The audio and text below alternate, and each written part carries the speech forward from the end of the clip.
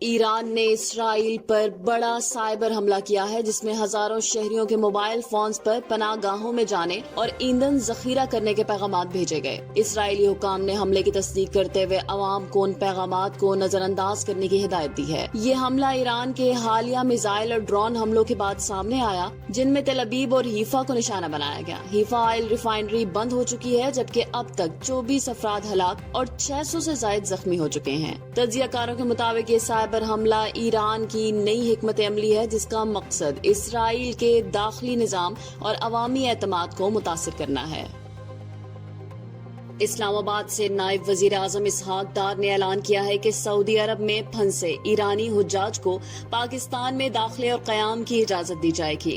انہوں نے سینٹ میں بتایا کہ ایران نے باضابطہ طور پر پاکستانی حکومت سے درخواست کی تھی کہ اپنے عازمین حج کے لیے عارضی قیام کی سہولت فراہم کی جائے۔ انہوں نے سینٹ میں بتایا کہ ایران نے باضابطہ طور پر پاکستانی حکومت سے درخواست کی تھی کہ اپنے عازمین حج کے لیے عارضی قیام کی سہولت فراہم کی جائے کیونکہ ایران اور اسرائیل کے درمیان کشیدگی کے باعث وہ سعودی عرب میں محصور ہو چکے ہیں۔ اسحاق ڈار نے بتایا کہ حکومت نے فیصلہ کیا ہے کہ ان ایرانی عازمین کو کراچی ایئرپورٹ پر پہنچنے کی اجازت دی جائے گی جہاں انہیں ایئرپورٹ پر ہی ویزے جاری کیے جائیں گے۔ مزید یہ کہ وہ کراچی میں مختصر قیام کر سکیں گے اور بعد ازاں زمینی راستے سے ایران روانہ ہوں گے جس کے لیے ایرانی حکومت شٹل سروس یا دیگر انتظامات کرے گی۔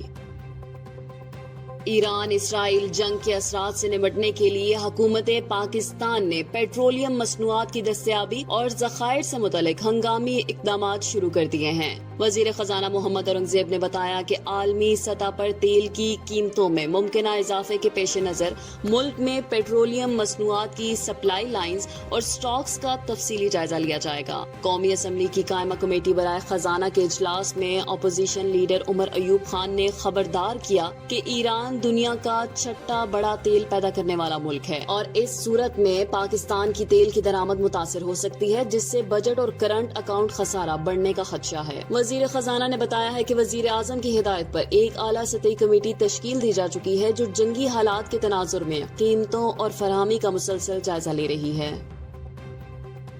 اسلام آباد اور قاہرہ کے درمیان مشرق وسطی کی کشیدگی صورتحال پر اہم سفارتی رابطہ ہوا ہے۔ نائب وزیر اعظم و وزیر خارجہ اسحاق ڈار اور مصر کے وزیر خارجہ بدر عبدالعاطی کے درمیان ٹیلی فونک گفتگو میں ایران اسرائیل جنگ پر گہری تشویش کا اظہار کیا گیا۔ دونوں وزرائے خارجہ نے خطے میں امن، استحکام اور سفارتی راستہ اپنانے کی اہمیت پر زور دیتے ہوئے کشیدگی کم کرنے کے لیے ہر ممکن کوشش پر اتفاق کیا۔ دفتر خارجہ کے مطابق اس رابطے کا مقصد نہ صرف حالیہ صورتحال پر تبادلہ خیال کرنا تھا بلکہ پاکستان اور مصر کے درمیان سفارتی تعلقات کو مزید مستحکم بنانا بھی ہے۔ فریقین نے اس بات پر زور دیا ہے کہ موجودہ کشیدگی صورتحال کے امن کے لیے خطرہ ہے اور اسے روکنے کے لیے علاقائی تعاون انتہائی ناگزیر ہے۔